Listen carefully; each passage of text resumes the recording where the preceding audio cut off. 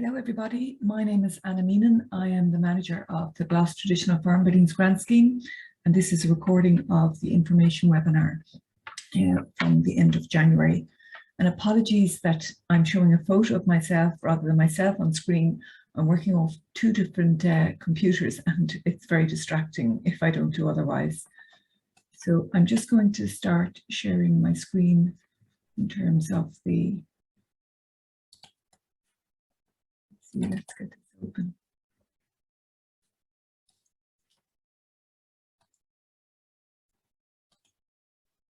Okay, so we manage this scheme on behalf of the Department of Agriculture, Food and Marine.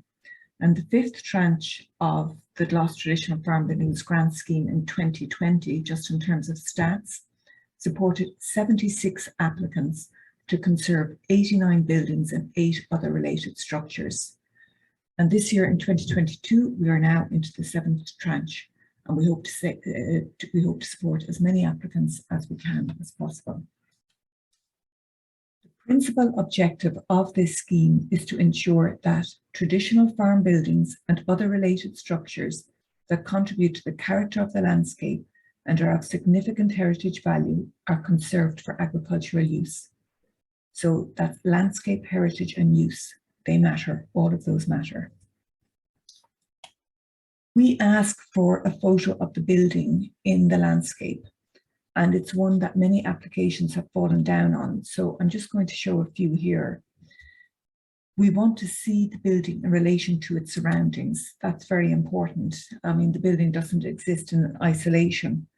And in terms of, let's say, this particular photograph, we do advise that buildings should not be overwhelmed by large-scale modern structures.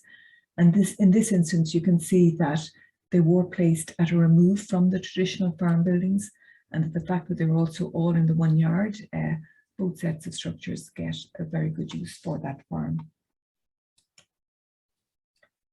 This is a project in the Man Valley in Connemara that was supported a couple of years ago. It can be seen across a wide mountain landscape, and I think that's largely due to its red tin roof. And just note how it's sited into the hill. So you have access to the loft from the house side there to the right, and then also to the ground floor from the actual field. Now, this is a building beside the Beara Way at the end of the Beara Peninsula. It's a very special historic landscape, and we think this building sits as snug as a bug in it. What's interesting in this particular case is that the owner here was refused planning permission in 2019 for the demolition of this building and its replacement with a slatted shed. And one of the reasons for refusal was the very existence of this particular grant scheme. The applicant was advised that to investigate it. One of the questions we ask on the application is there a public view of your building? And if your answer is yes, we ask you to provide a photograph of it. All the photos shown so far, apart from one, are taken from the public road, or different aspects from the public road.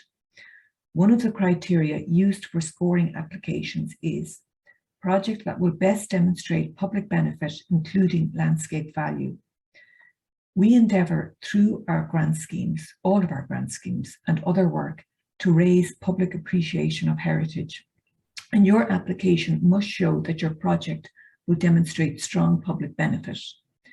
So if your building is not visible from a public view, you must address how your project will be of public benefit. And we give tips on this in the guidance document. And while I've been talking about buildings, and it is called the Traditional Farm Buildings Grant Scheme, we can support more than buildings on this scheme.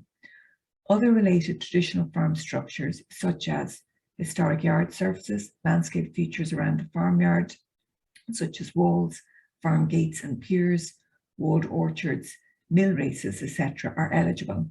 In this case, this is a pack horse bridge on the left, the box culvert on the right, and also the field wall, and that was supported in County Wicklow just in the last year. If your project is shortlisted for a grant, you will be written asking that you engage a conservation consultant to draw up a conservation specification for the works. You are not required to hire a conservation consultant at this initial application stage. We encourage applicants to make the applications themselves.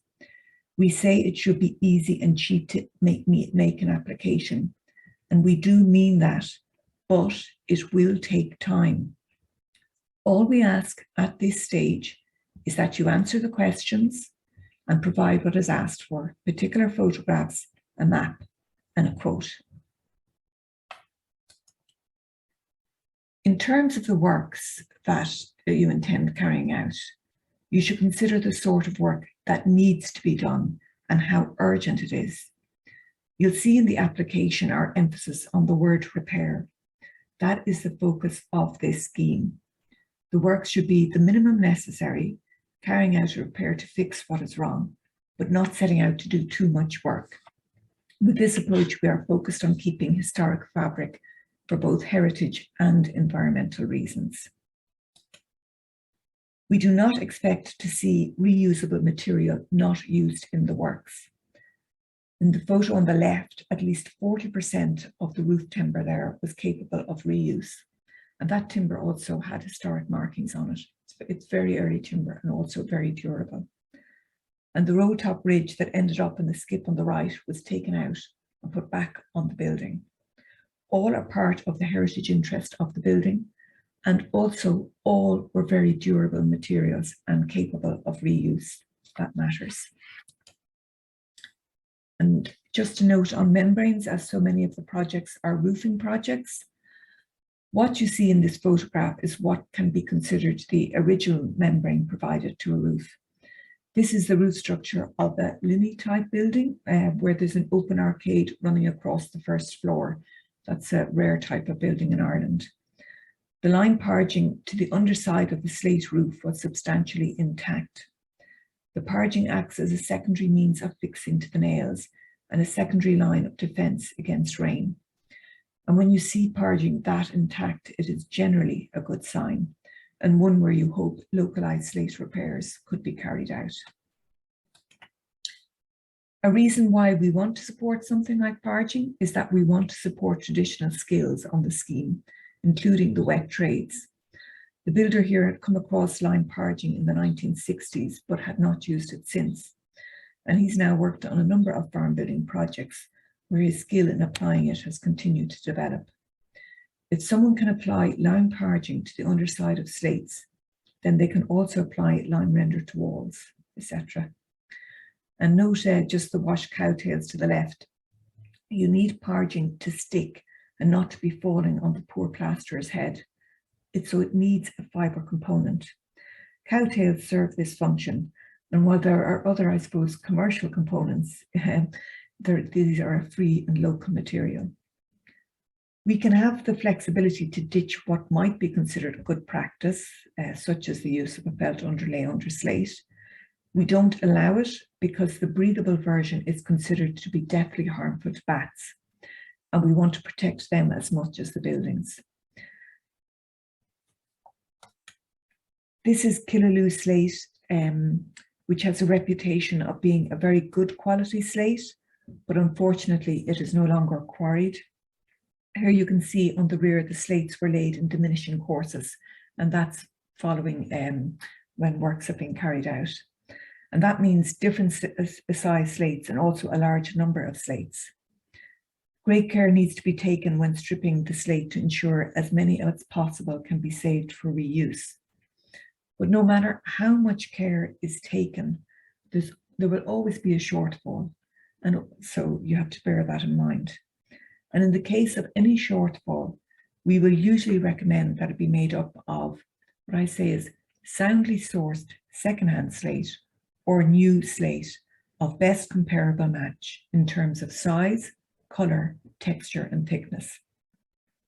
And when I say soundly sourced secondhand, really what we're asking is please do not use architectural salvage from elsewhere unless you're certain that the taking of the materials has not caused the destruction of another old repairable building or has been the result of theft.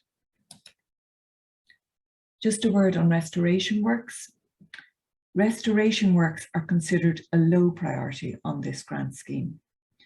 There is certainly a place for restoration, but this grant scheme's particular focus is on the conservation of existing fabric.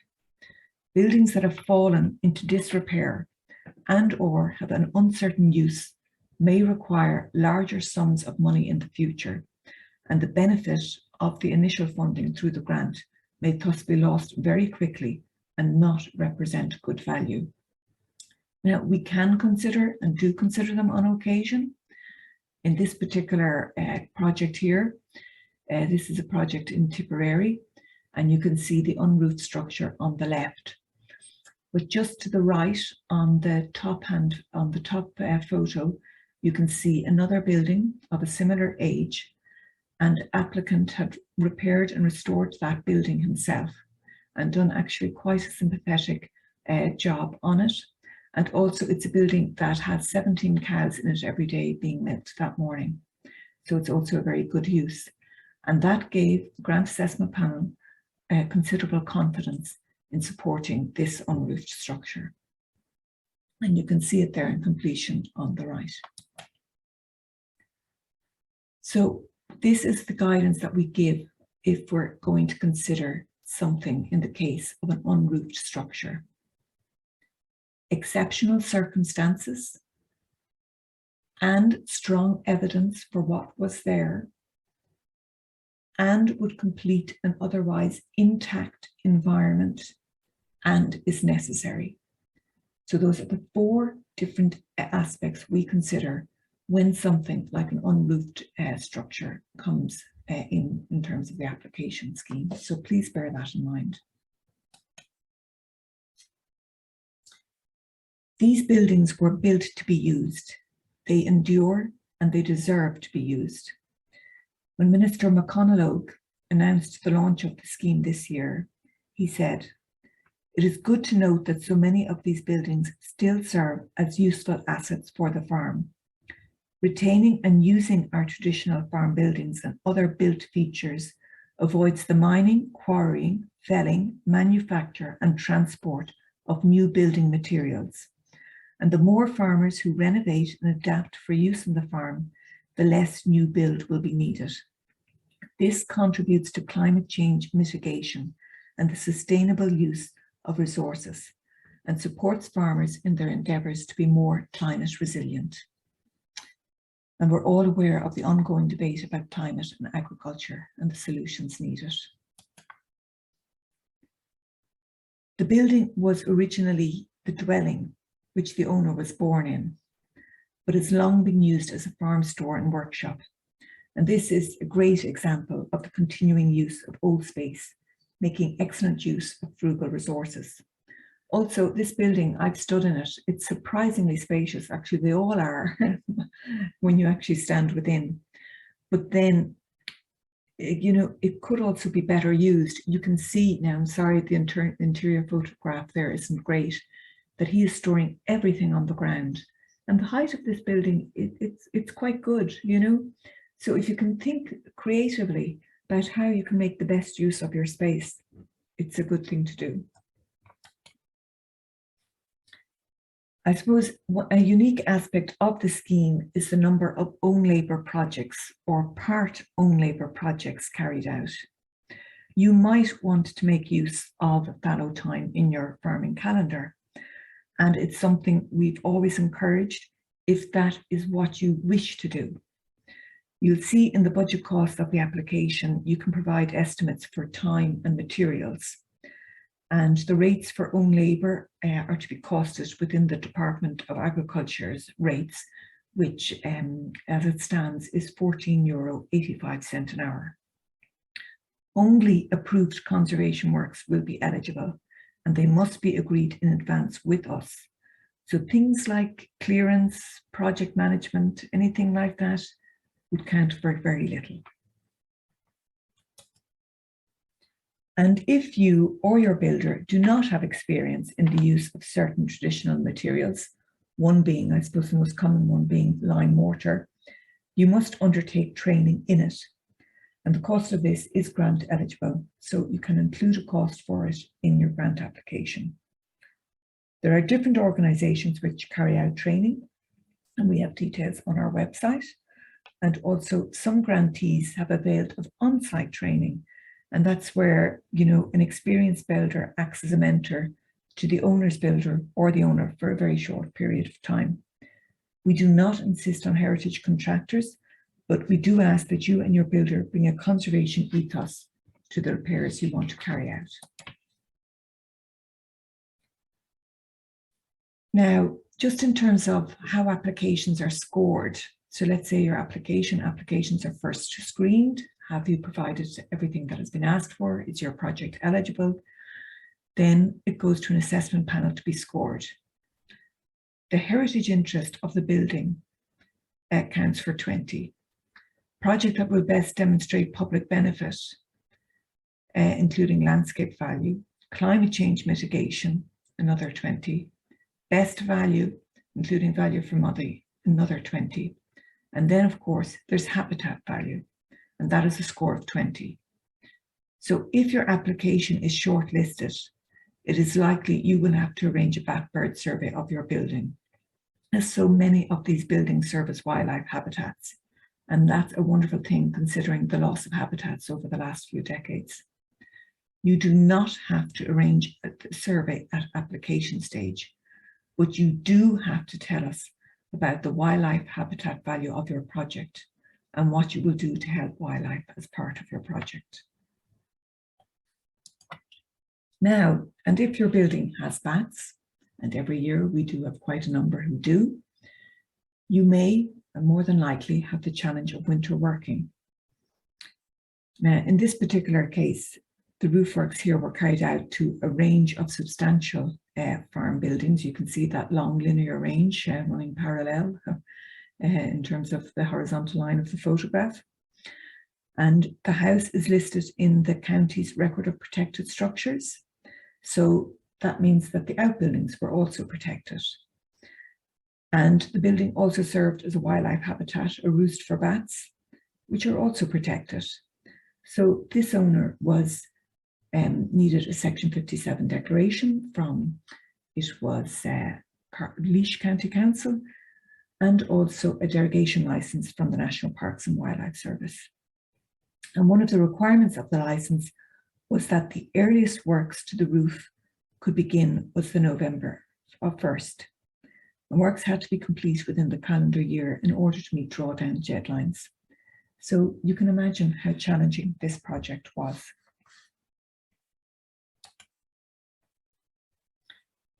From the cherry picker, it was determined by the applicant's conservation architect that the 1/3 rule of thumb used for farm buildings in relation to slip slates did not apply. So that is that full reslating was not required. So it was a case that localised repairs were needed. And considering the scale of that building, I think that was a very good thing. Viewed from the ground, this repair is barely noticeable, an example of an honest repair. Most of the rafters and collars were in excellent condition, and in reference to wildlife, a boron compound paste product for the treatment of timber was used, as it's one of the least toxic. Although, just to note, timber treatment is not always carried out. It's only where needed. New specially sourced thin battens were installed wherever they were needed, and the slates and ridge tiles put back once repairs to the ridge board were completed. The ridge tiles were bedded in lime mortar, and care was taken to ensure the safe drying of the lime mortar using Hessian torpillins.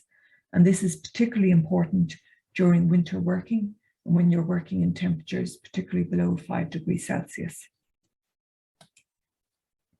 Where slates had slipped, sprung wire clips called haul hooks were used to secure the replacement slates. These are a very secure and discreet system and largely invisible from the ground, both inside and outside. And note, this clipping was carried out only because localised slate repairs were being carried out. In the case of reslating, we do nailing. A very experienced builder and conservation consultant were involved in this project. And I must say, we consider this was a very ambitious project to save this roof was completed in a very challenging time frame and also very quality work carried out. Now, this is another type of challenge that might arise and one that you always hope won't.